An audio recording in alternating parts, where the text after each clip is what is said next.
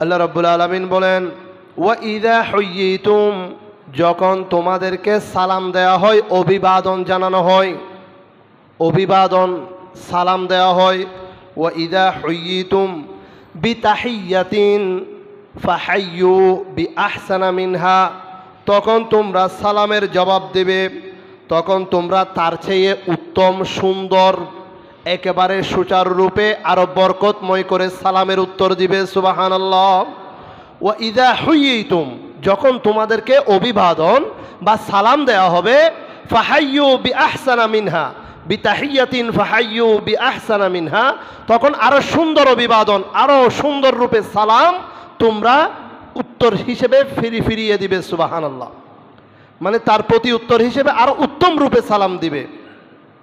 কেন সালাম দিবে, দিলে কি লাভ হবে, এটা পরের আয়াতে বলে দিচ্ছেন, ইন্নাল্লাহা আলা কুল্লি শাইইন হাসিবা, নিশ্চয় আল্লাহ তাআলা প্রত্যেক বিষয়ে হিসাব গ্রহণকারী। সুবহানাল্লাহ।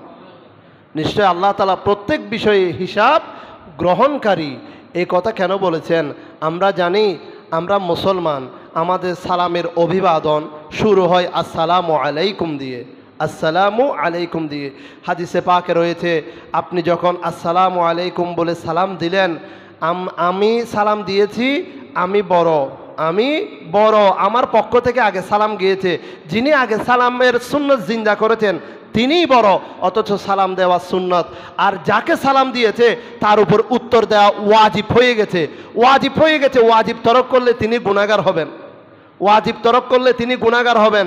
কিন্তু শরীয়তের মাসালা সুন্নত থেকে ওয়াজিব বড়, কিন্তু সালামের ক্ষেত্রে সুন্নত বড়, ওয়াজিব ছোট, কিন্তু ওয়াজিব তরক করলে গুনাহগার হবে। সেই জন্য যাকে সালাম দিয়েছে উনার একটা ইবাদত করার, দোয়া বিনিময় করার, বা একে অপরের জন্য মঙ্গল, শান্তি, কল্যাণ কামনা করার একটা সুযোগ হয়ে গেছে, একটা ব্যবস্থা হয়ে গেছে। অল্প ভাষায় বড় ইবাদতের একটা সুযোগ হয়ে গেছে, পরিবেশ সৃষ্টি হয়েছে, ভালোবাসার বন্ধন মজবুত করার, পাড়া প্রতিবেশীর সাথে ভালো সম্পর্ক গড়ে তোলার একটা সুযোগ হয়ে গেছে। এই সুযোগটার নাম হচ্ছে সালাম। সুবহানাল্লাহ। যখন আপনাকে সালাম প্রদানকারী সালাম দিলেন আসসালামু আলাইকুম ওয়া রাহমাতুল্লাহ, আর আপনাকে তখন সুন্দর রূপে বিতাহিয়্যাতিন ফাহাইয়ু বিআহসানা মিনহা, আপনি তার অভিবাদন দিবেন, সালাম দিবেন ওয়া আলাইকুম আসসালাম ওয়া রাহমাতুল্লাহ শব্দটা বৃদ্ধি করবেন। তাহলে কি দাঁড়ালো?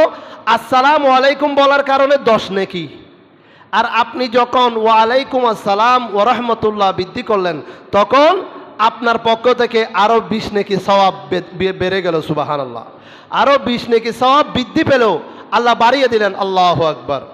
তো এভাবে হাদিসের মধ্যে বলা আছে ওয়া রাহমাতুল্লাহ, এরপরে যদি আপনি ওয়া বারাকাতুহু আরো 10 নেকি, ওয়া মাগফিরাতুহু আরো 10 নেকি, ওয়া হায়াতুহু আরো 10 নেকি, ওয়া নাজাতুহু আরো 10 নেকি, ওয়া সিহহাতুহু আরো 10 নেকি, ওয়া শিফাতুহু আরো 10 নেকি, এভাবে বাড়তেই থাকবে। ওয়া ইলমুহু, আপনি যখন বাড়াতে পারবেন, আপনার যদি এরকম অভিজ্ঞতা, এলমের বহর তাকে বাড়াতে পারবেন, তখন তত বেশি সওয়াবও বাড়তে থাকবে। আল্লাহু আকবার। তাহলে খেয়াল করুন, সালামের কথা কোরআনের মধ্যে এসেছে সূরা নিসার ৮৬তম আয়াতে। এই আয়াতের সূত্র ধরে প্রিয় হাজরিন, হযরতে আদম সফিউল্লাহ আলাইহিস সালাম থেকে সালামের যুগ শুরু হয়েছে, সালামের প্রথা শুরু হয়েছে আদম আলাইহিস সালাম থেকে। আল্লাহ রাব্বুল আলামিন যখন হযরতে আদম সফিউল্লাহ আলাইহিস সালামকে সৃষ্টি করলেন, সৃষ্টি করার পরে রূহ দিলেন, রূহ দেওয়ার পরে সর্বপ্রথম যে আদেশটা করলেন, যে শিক্ষাটা দিলেন, যে আদব শিক্ষা দিলেন আল্লাহর পক্ষ থেকে, বলছেন, হে আমার প্রিয় নবী আদম আলাইহিস সালাম, আমার প্রথম নবী, আপনাকে আমি শিক্ষা দিচ্ছি, আমি রব্বুল আলামিন, আমি আপনার স্রষ্টা, আপনি হযরত আদম আলাইহিস সালামকে প্রথম শিক্ষা দিচ্ছি। ওই দেখেন কতগুলি ফেরেশতার দল বসে আছে। বুখারী শরীফের হাদিস, মিশকাত শরীফের হাদিস, প্রথম হাদিস, কত সুন্দর বরকতময় হাদিস। বলছেন এই হাদিস কানা মুসলিম শরীফে এসেছে।